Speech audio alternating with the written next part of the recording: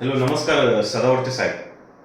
नमस्कार. साहेब, मी शंतनू जाधव बोलतोय. SKJ news world यूट्यूबचं channel आहे. साहेब, एक प्रश्न विचारायचा होता तुम्हाला. ते खरातची केस आहे ना, त्यामध्ये जे वकील होते, सरकारी वकील अजय मिसर यांनी असमर्थता दर्शवली आहे हा खटला लढण्यास. तर साहेब, तुम्ही पुढे येऊन हा खटला घ्या की, म्हणजे न्याय पीडित जे आहेत एवढ्या हजारो पीडित त्यांना लवकरात लवकर न्याय भेटेल. आणि ते त्या त्या म्हणजे अथॉरिटीजच्या अंडर येते.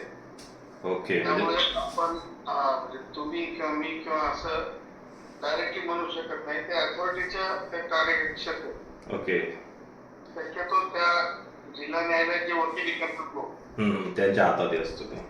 म्हणजे मग त्यांना ते सर तारखा अटेंड करणं. हा हा, मागं ते एक केस होती ती संतोष देशमुख, मग ते उज्ज्वल निकम साहेब ते फार मुंबईवरनं बीडला येत होते.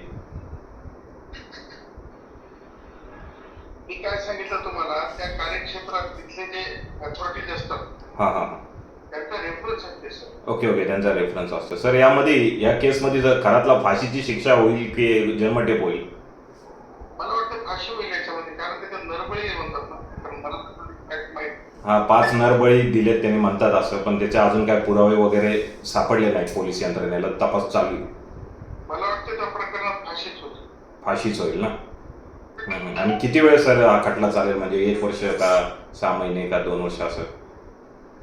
ज्या म्हणजे प्रकारे प्रस्तुत शासनाची म्हणजे गंभीरता आणि पोलीस अधिकाऱ्यांनी ज्या तत्परतेनं आरोपीला अटक केलं, तपास यंत्रणेने रेग्युलेशन असतात ना असे बाबा लोक, अटक करून कायदेशीर प्रक्रिया पूर्ण करणं, विश्वासात घेऊन तक्रारदारांनी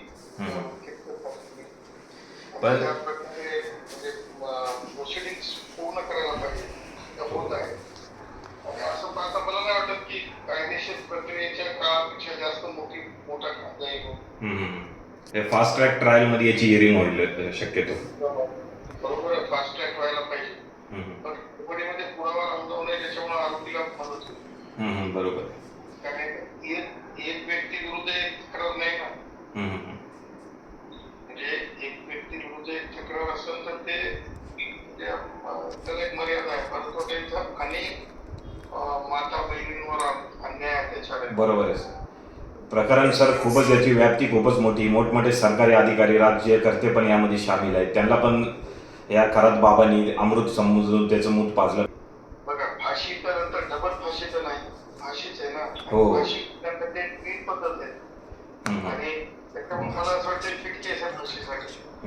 याच्यामध्ये सर ते रुपालीताई चाकणकर यांचा पण रोल असं म्हटलं जातं की मोठा आहे, तर त्यांना अजून सहआरोपी वगैरे का केलं नाही किंवा त्यांना अटक वगैरे काहीच केली नाही? ह्याबद्दल म्हणजे सरकार असं म्हणजे थोडं तपास हे ढिला ठेवतंय का, असं एक शंका आहे. म्हणजे राजकारणी लोकांच्या हातात काहीच नसतंय तपास. माननीय सुप्रीम कोर्टाने स्पष्टपणे सांगितले आहे की तपास यंत्रणा स्वतंत्र असते.